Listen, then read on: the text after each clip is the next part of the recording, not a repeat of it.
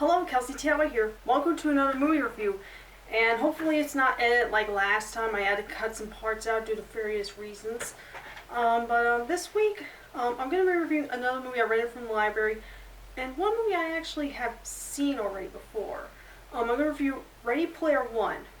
I couldn't tell if it was a request or anything. People have been watching my Animash So What videos of late.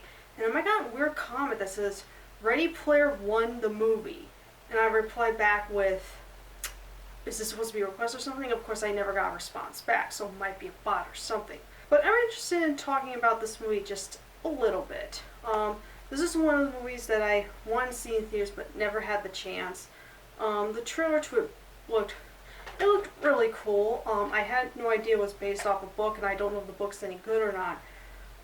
And this movie has a very cool idea, and for those of you who've seen it before, you would know what I'm talking about. I'll try to explain the plot, just a little bit, because there's so much that you can't spoil. And it could have been a great movie. It's not that I disliked it or anything. Basically, it takes place in the future in the year 2045. And this character played by, what's his name? Mark Rylance. I don't know too much about this actor.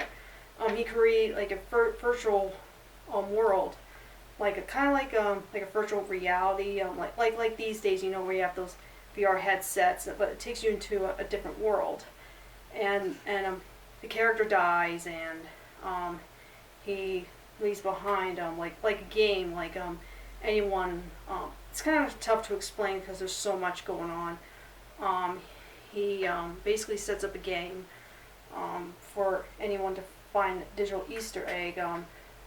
In order for them to do that, they also have to find these 3 keys, and it's kind of tough to. Like I said, the plot's very tough to explain. But what really makes this movie is the virtual world. It's like the live action parts are shot real well. Like the virtual realities, all done with it's all computer generated. So it makes sense if you're into a virtual reality world, in a different world, especially in a time period. Who knows if it would be like that many years from now? I don't know. It'd be very interesting if that's the case.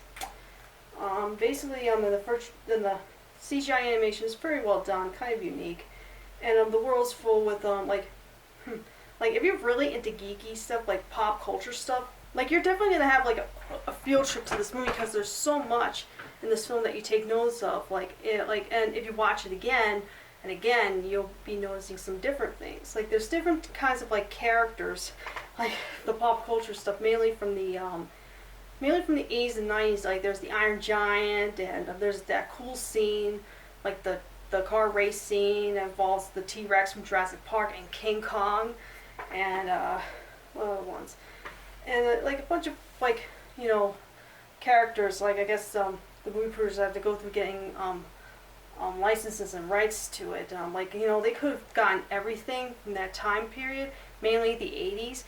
Anyone who grew up in the 80s would recognize a lot of them. Even if you didn't grow up with these, I recognize a bunch. There's the characters from the Gremlins, and there's a funny appearance with the killer doll Chucky, and a few other ones. I think some kids may like this movie, but if they're not familiar with the characters from the 80s and 90s, if they're not familiar with the older stuff, they're not gonna they're not gonna notice, they're not gonna know who they are. They're like, oh, what's the robot thing? Oh, what's the dinosaur? What's that?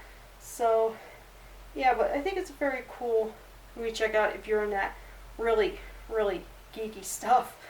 Like I said, there's so much that they throw so much in the movie, and the DeLorean from Back to the Future, it's also in a couple scenes, and I would have liked this movie a bit more if the last 15 minutes of it is kind of the weakest part, because I don't know if I should say without ruining a lot, but it involves with the character that created the virtual reality world thing. I can't say without spoiling it, but for the most part, I thought it was kind of cool and very well done.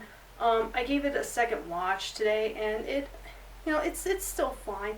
Steven Spielberg directed this, and he did a decent job with it. And people who grew up during the 80s and 90s, you know, would have a nostalgia trip. Like there would be some stuff they remembered from their childhoods, like there's Atari consoles, some arcade games, as well as mixed stuff like newer stuff. I forgot which ones I'm not familiar with.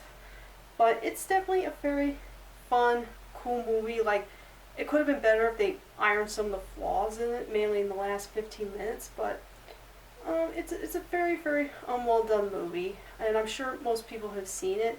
If you have seen Ready Player One, let me know what you think of it. So that's my brief review of the film, and I apologize if the lighting doesn't look that great. I just have the headroom light as well as the lamp aside. It's just the best lighting I come up with, and of course I'm doing this at nighttime, but that's how the lighting works. And maybe next time I'll try to film in the daytime. It just depends because I'm busy every single day. Anyway, thank you so much for watching, and I'll catch you guys next time. Adios.